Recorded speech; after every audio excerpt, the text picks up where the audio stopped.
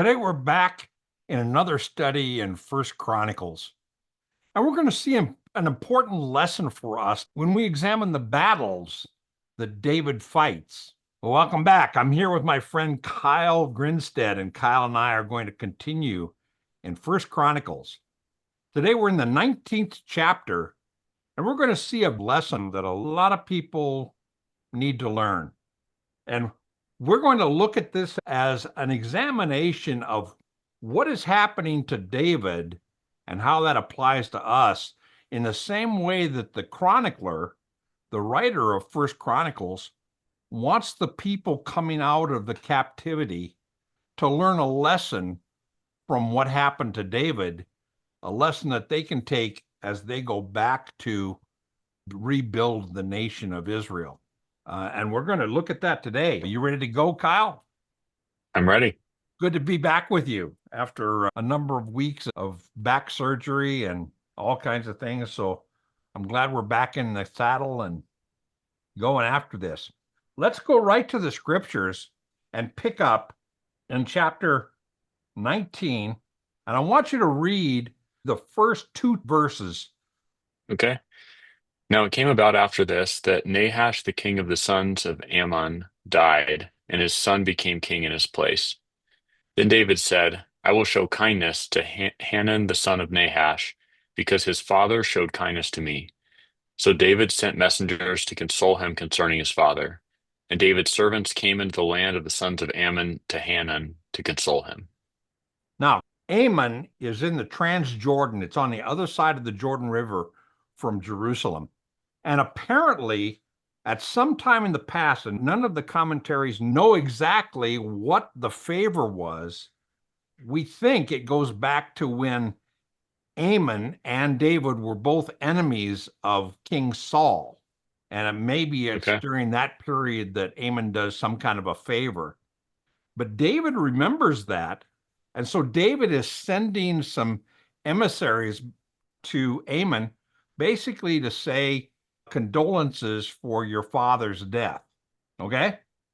Yeah. All right. So David Yep. is trying to be good. He likes the fact that this neighbor on his east side is a friend, supposedly. At least the father was a friend. So let's go into this and pick up because some interesting things start to happen.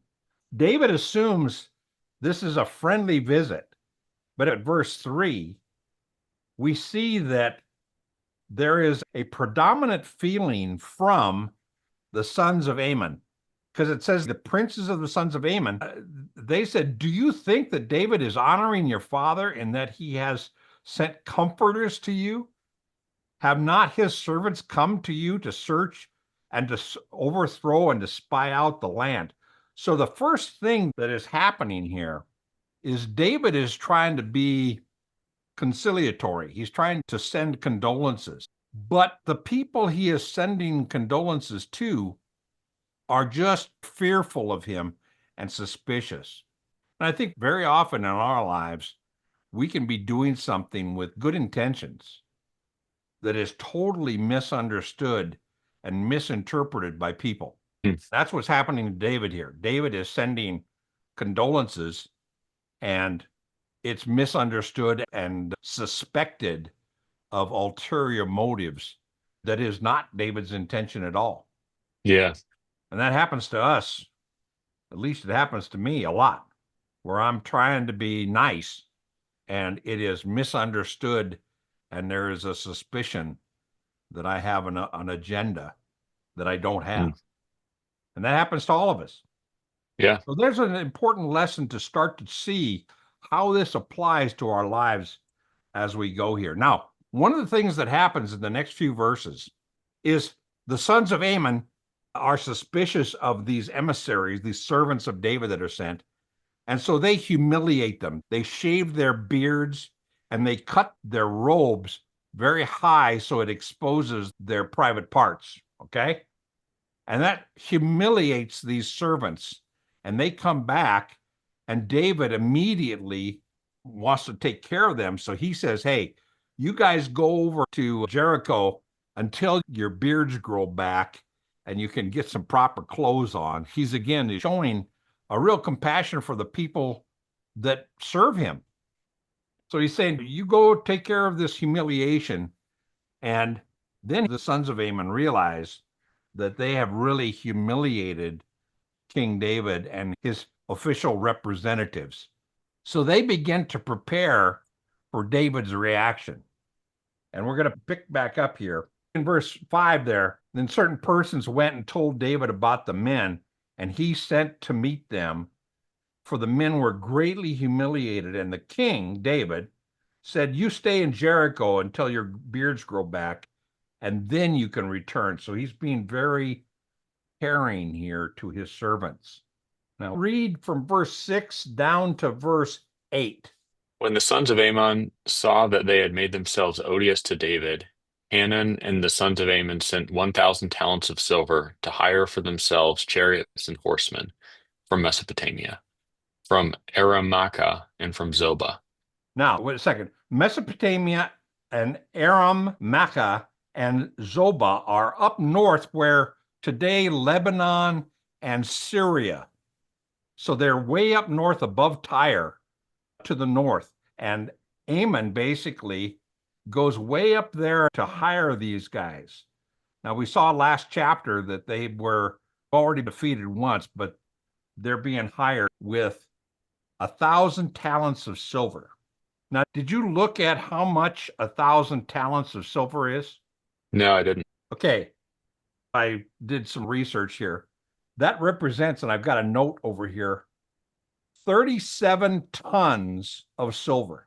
Now, if you took today's value of a ton of silver right now is $85 a troy ounce. And if you took 37 tons of that, it ends up being equivalent to almost $76 million. So they're paying a lot to get these northerners who are at peace with David from last chapter. But that's a lot of money. And so they decide to hire themselves out. And this vast amount of chariots, 30,000 chariots, and the cavalry that goes with it. And 1 Samuel, that is a parallel verse, talks about they also had about 30,000 infantry that went with that. So they hire this army to come down from the north to assist them coming from the east. Now that's important in just a minute. But we see here that they're spending a lot of money. Now we would say in our lives, when people are spending a lot of money to come against us, maybe they already have a lot of money and they're coming against us. One of the lessons that we're going to learn from this chapter is money can't defeat God's plan. If God's got a plan for you, all the money in the world coming against you is not going to defeat you if you rely upon God. If you rely upon your own resources and you look at all this money coming against you, you're going to give up. You're going to go, I'm overwhelmed. But a lesson here for us is when this happens in our lives, when we see, man, I just don't have the money to overcome this problem, we're going to see the solution is relied upon the Lord. We're going to see that here in a second. So let's go back and we're going to pick up. We see this big army, and at verse 8, we start to see some interesting things about this battle. So start at verse 8 and read down to about 12. Okay. When David heard of it, he sent Joab and all the army, the mighty men.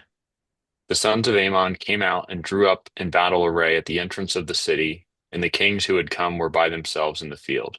Now when Joab saw that the battle was set against him in front and in the rear, he selected from all the choice men of Israel, and they arrayed themselves against the Arameans. But the remainder of the people he placed in the hand of Abishai his brother, and they arrayed themselves against the sons of Ammon. He said, if the Arameans are too strong for me, then you shall help me. But if the sons of Ammon are too strong for you, then I will help you. Okay, so what you've got there is you've got two armies, the Arameans, which are coming from the north, and Ammon is coming from the east. And if you look at a map, it comes from Jerusalem against Ammon. The Arameans are coming from the north, and they're coming down behind Joab. So he's got two fronts. So he has Abishai, his brother, take a force against Ammon to the east, and he takes the bulk of his army against this huge army that's been hired to come from the north down behind him. Okay? So we got the picture. The army of Israel has got two sides. They're basically surrounded.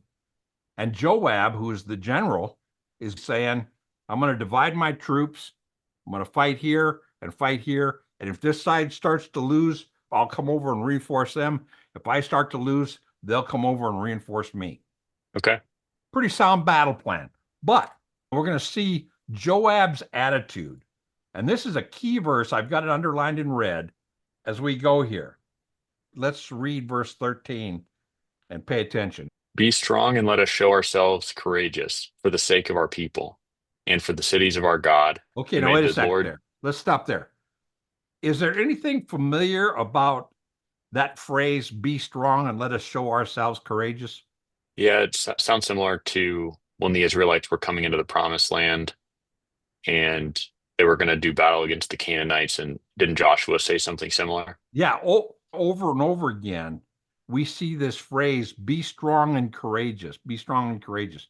In Deuteronomy 31, 6 and 7, Moses is about to die and he's passing on leadership to Joshua. And he tells Joshua, hey, be strong and courageous. And then in Joshua chapter 1, verse 6, 7, and 9, he says that same phrase, be strong and courageous, be strong and courageous. Now, one of the things we got to be careful about is a determination that I'm going to be strong and courageous, that in my own strength, I'm going to overcome this thing. Joab is looking at a two-front battle, and it would be easy for him to say, oh, I need to be strong and courageous and overcome it. But look at the last phrase of what he says. Hey, men, we need to be strong and courageous. And then there's a last phrase that's very important for us. Go ahead and read the rest of that verse 13. And may the Lord do what is good in his sight. Now that's saying, let the Lord work the plan. Let the Lord work it out the way he wants to work it out. And we've already talked about what happens when God says no to your great plan. But what you say is, God, I am surrendering to your plan. Yeah. And I'm not going to be strong and courageous on my own. I'm going to be strong and courageous based upon the fact that I have surrendered, as Joab says there, let's be strong and courageous, and God will do what he wants to do. Yeah. And that's the lesson of this chapter. Now, it's an important lesson because the chronicler is writing to the people coming out of the captivity, and they're going back to rebuild the nation. And they're going to be resisted. And they're going to be resisted by people that are there and have a lot more resources than they have. And so it's important to see all the money in the world isn't going to defeat David. Why? Because David and his army were strong and courageous based upon surrendering to God's plan. And that works for the people coming out of the captivity, going back to rebuild the nation of Israel. And it works for you and me today. Make sense? Yeah. Now, if we continue on this chapter, very quickly, we can see that God brings a huge victory.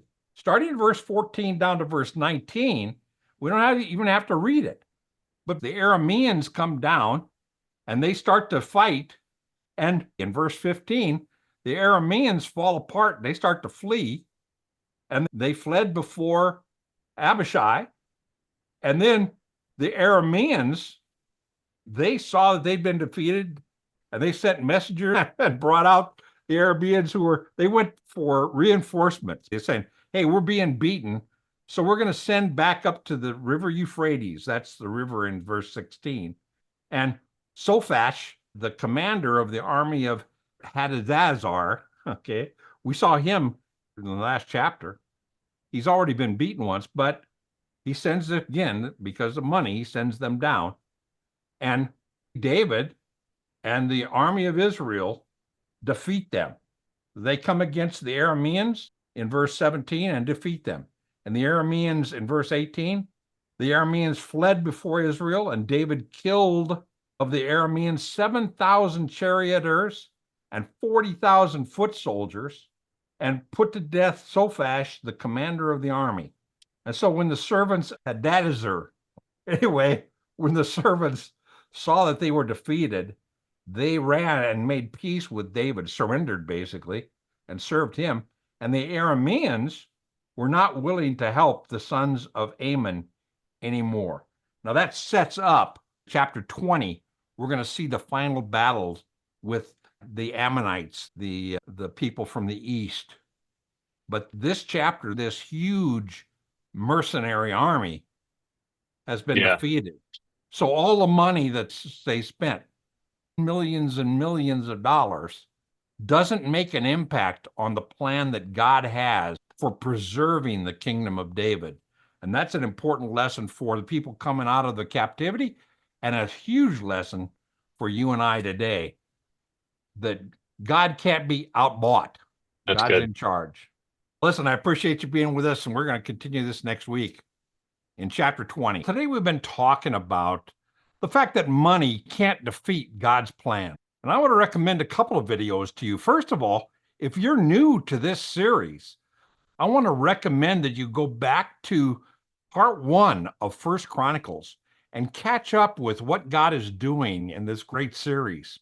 Secondly, I want to recommend a video to you. It's called Depending on Your Money. And it's out of the book of James, the 5th chapter, and I think you'll enjoy it. And if you do, be sure to hit the subscribe button. That helps us with YouTube. And listen, we're going to continue in our study of First Chronicles next week. And until then, God bless you.